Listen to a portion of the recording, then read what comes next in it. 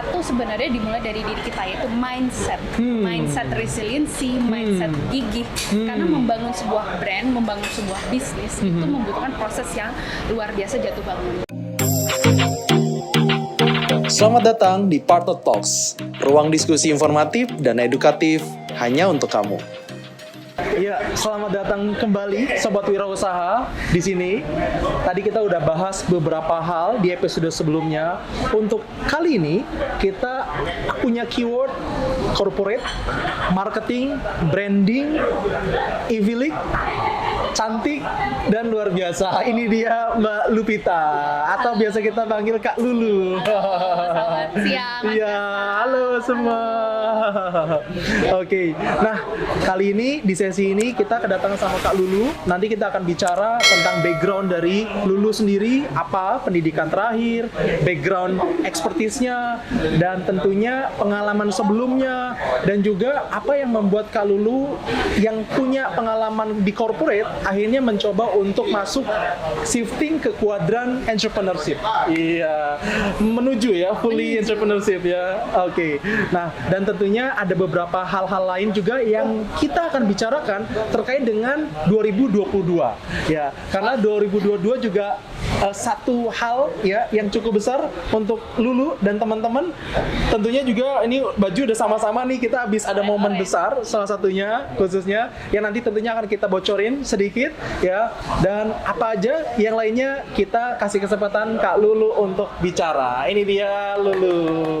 Halo, selamat siang or selamat sore semuanya. Terima kasih sebelumnya Mas Gasa udah undang kita di sini nih. Betul. Perkenalkan, nama saya Lulu. Di sini saya berpengalaman di bidang marketing ya, mungkin lebih hampir 9 tahunan, dan bergerak banyak di bidang korporasi. Jadi sebelum moving into entrepreneurship, saya sendiri cukup lama di FMCG atau fast moving consumer goods, dan beberapa tahun terakhir berkecimpung banyak di bidang commerce ya, marketplace. Oke, nah itu dia ya.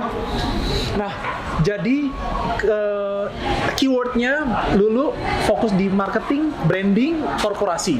Ya, kalau untuk 2022 apa aja sih Lulu rencana-rencana yang ingin dikerjakan, dan kenapa akhirnya mungkin mau moving to entrepreneurial milestone? Ya. Sebelumnya mungkin dari sisi interest membangun karir di tadi ya marketing, branding, saya memang merasa sangat tertarik di bidang IT tech gitu ya. Jadi fusion antara produk, marketing, dan teknologi gitu. Nah, 2022 sebenarnya harapannya banyak gitu ya. Saya juga ada minat di bidang crypto, metaverse, NFT. Jadi kita punya mimpi nih membangun sebuah brand di metaverse. Ditunggu ya teman-teman tanggal launchingnya. Selain itu juga kalau dilihat dari warna t-shirt ini ya, kita sedang membangun sebuah venture builder yang bertujuan untuk membantu para pelaku bisnis, UMKM ataupun yang kecil menengah ke atas gitu, untuk mengakselerasi bisnisnya. Gitu. Jadi di sini kita sebagai venture dengan memiliki berbagai expertise, ada yang kuat di operations, kuat di marketing, kuat di finance, dan di sini kita semua berkolaborasi bertujuan untuk membangun generasi muda nih, terutama di bidang entrepreneurship. Oke. Nah, dari background dan juga expertise Mbak Lulu tadi itu corporate, marketing, dan juga branding yang mau masuk ke dalam market entrepreneurship atau UKM dan juga startup, apa beberapa keyword yang bisa dijadikan satu kualifikasi untuk teman-teman semua para sobat wirausaha yang tentunya menonton tayangan ini, apa yang mereka bisa persiapkan khususnya irisan-irisan usaha yang berkaitan dengan marketing dan juga branding tersebut untuk akhirnya mereka scale up. Apalagi mereka secara mungkin produk mungkin siap, ya, secara tim siap, tapi bukan berarti secara marketing dan juga branding kadang-kadang mungkin ada satu isu di situ. Apa berdasarkan pengalaman Kak Lulu sendiri terkait dengan bagian itu? Mungkin ada dua kali ya, dua tips atau take away ketika kita ingin memulai sebuah bisnis, entrepreneurship ataupun membuat sebuah brand consumer gitu. Satu sebenarnya dimulai dari diri kita, yaitu mindset, mindset resiliency, mindset gigih. Karena membangun sebuah brand, membangun sebuah bisnis itu membutuhkan proses yang luar biasa jatuh bangun. Ibarat kayak kita punya bayi gitu ya, benar-benar kita jagain, kita omongin, kita pikirin gitu. Jadi kalau cuman iseng-iseng atau cuman pengen sekedar punya lucu-lucuan akan sangat susah gitu, apalagi tanpa mindset yang gigih. Yang kedua adalah pastinya consumer first. Betul-betul pahami siapa target audience kita. Di situ benar-benar kita selami sebenarnya behaviornya seperti apa, pain points-nya itu seperti apa yang bisa kita translate menjadi sebuah ide bisnis yang akan solving people's problem. Itu sih menurut gue. Oke, tadi ya teman-teman semua. Jadi tahu target marketnya teman-teman semua, karena ketika kita tahu kita mau solve kan problem dia kan. Betul. Jelas ketika ada konsumen purchase produk kita, berarti kan dia membeli jasa ataupun produk yang dia butuhkan ya. Nah kadang-kadang di situ mungkin nggak fit ya dengan market ya tadi ya. Bisa jadi mungkin secara produknya fungsionalnya dibutuhkan, tapi mungkin secara market size-nya, positioning-nya, dan turunan-turunan lainnya di dalam marketing yang kurang tepat, sehingga mungkin akan berpengaruh di kemudian hari. Seperti itu ya. Nah, tentunya teman-teman semua, kalau kita bicara marketing dan juga branding tadi, Kak Lulu juga fokus juga di corporate, mau disebut aja Shopee ya. Shopee sebelumnya dengan Pace Experience-nya ada di Denon ya, Denon ada Shopee. Berdasarkan dua industri tersebut dan mungkin apalagi posisi Mbak Lulu juga yang berkaitan dengan UKM, apa sih satu statement ataupun kegagalan ataupun pengalaman-pengalaman yang bisa di-share untuk para wirausaha yang ada di luar sana untuk akhirnya ketika mau compete di dalam satu marketplace atau e-commerce dan mungkin akan scale up lagi usahanya yang mereka harus persiapkan. Oke, sebuah statement ya atau pesan. Mungkin saya dari dulu paling suka logo moto yang sangat simple dari Nike, mungkin teman-teman just do it. Nah pastinya tentunya nggak bisa sembarang just do it, tapi benar-benar ya kita pikirkan dulu feasibility study, bisnis plan-nya. Kalaupun kita mengalami kesulitan cari informasi di online, di YouTube, ataupun kita nanya punya temen, dan biasanya mungkin ya kalau ada jalannya aja ya insya Allah pasti nanti akan terbuka gitu. Kita diketemukan dengan siapa, terus yang penting kita ada selalu niat dan bergerak. Setiap hari kita ada progress day by day gitu. Oke. Nah, satu terakhir, kenapa tadi Mbak Lulu yang masih sebelumnya full time worker ya, akhirnya mau coba sekarang juga masih ya, mau pindah kuadran tadi untuk mencoba peruntungan atau ambil resiko untuk akhirnya jadi entrepreneur ya, karena sambil kerja yang nantinya pada akhirnya mungkin jadi full time entrepreneurship. Barangkali karena ada beberapa juga pertanyaan yang masuk ke DM, gimana sih Kang cara untuk saya punya pekerjaan sebelumnya tapi nambah pendapatan seperti itu Kak Lulu, apa yang mesti saya lakukan gitu kan.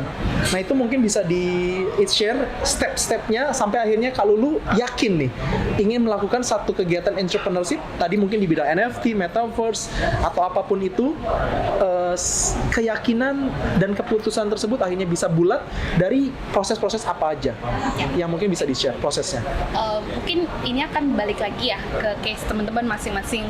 Mungkin ada yang single, ada yang udah lebih berkeluarga, jadi toleransi resikonya juga kan tentunya berbeda gitu ya. Mungkin kalau saya masih single itu saya bisa lebih berani, lebih bold ketika ada metaverse NFT pengen, dan lebih mengikuti, yang penting kita punya purpose, tujuan yang kuat untuk misalnya membantu banyak orang, membawa dampak, dan lebih mengikuti kata hati aja udah dengan bismillah gitu. Dan pastinya di sini saya juga masih full time, jadi yang paling sulit adalah membagi waktu, jangan sampai mengintervensi pekerjaan dan meninggalkan kewajiban-kewajiban gitu. Tapi balik lagi ya ke teman-teman, kalau misalnya memang sudah punya keyakinan, yang penting tadi mindset terutama, ya Bismillah. Oke. Nah, sedikit mungkin agar lebih mempertajam lagi jawaban untuk teman-teman semua, apa Mbak Lulu?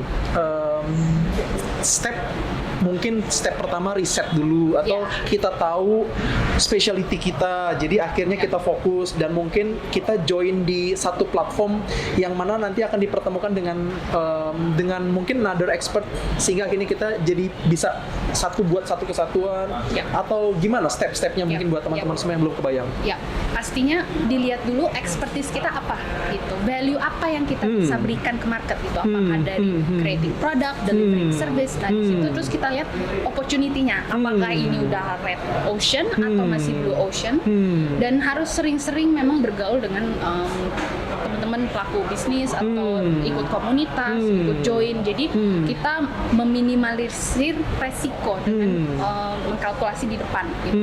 Jadi misalnya kita misalnya contoh, saya for example misalnya kalau mau memulai suatu brand kosmetik misalnya, oh banyak sekali opsi di luar, misalnya maklon dan segala macam, kok pengen lucu-lucuan, tapi kan benar-benar harus dipahami cost-nya berapa, terus day to launch-nya berapa, unique selling point-nya apa, terus target consumer-nya siapa, benar-benar harus dibedah satu persatu. Dan selama proses itu baru nanti kita define apakah kita mau launch itu resources-nya butuhnya apa, dan itu bisa dimulai dari melakukan business canvassing dulu aja gitu. Kita benar-benar sit down, duduk, terus kita identify key resources, misalnya timnya butuh siapa, kan kebanyakan kita memang nggak bisa sendiri banget ya membangun sebuah produk atau brand. Jadi benar-benar kalau ada waktu canvassing dulu di plan. Nah, jadi tahapannya teman-teman semua tadi bisa ada riset sederhana ya, baik mungkin dari diri sendiri ya, coba untuk analisa ya, validasi diri sendiri itu punya expertise apa sih, interestnya apa sih gitu kan, passionnya apa gitu kan. Dari tahapan pertama itu, yang kedua lihat sekitar source apa yang kita punya. Apakah mungkin kita punya kendaraan yang belum terpakai, belum terutilize, ataukah kita punya teman SMP, teman SMA, teman kuliah yang secara tidak langsung ternyata bisa puzzling sama kita, bisa saling melengkapi gitu kan. Nah, yang ketiga mungkin kita akhirnya tadi bisa canvassing. Canvassing itu termasuk akhirnya kita bisa coba breakdown customer segmentation atau bisnis apa yang mau kita lakukan ya. Lewat dari bisnis apa yang mau kita lakukan, kita mensegmentasi customer mana yang kita mau jadikan target market kita, sampai akhirnya key resource, key activity, ada value proposition, sampai di cost structure sendiri. Nilai berapa rupiah yang kita punya yang akhirnya kita mau lakukan di validasi bisnis yang akhirnya kita sudah tentukan tersebut ya Kak Lulu ya. Nah, untuk lebih detailnya nanti kita akan ada bincang-bincang full time terkait dengan branding dan juga marketing full khusus dari Kak Lulu langsung. Ya, thank you loh Kak Lulu ya. Thank you, makasih banyak Mas Gasa waktunya. Betul. Jangan kemana-mana teman-teman semua, tetap di sini barengan kita di KBR Salmon. Salam wirausaha.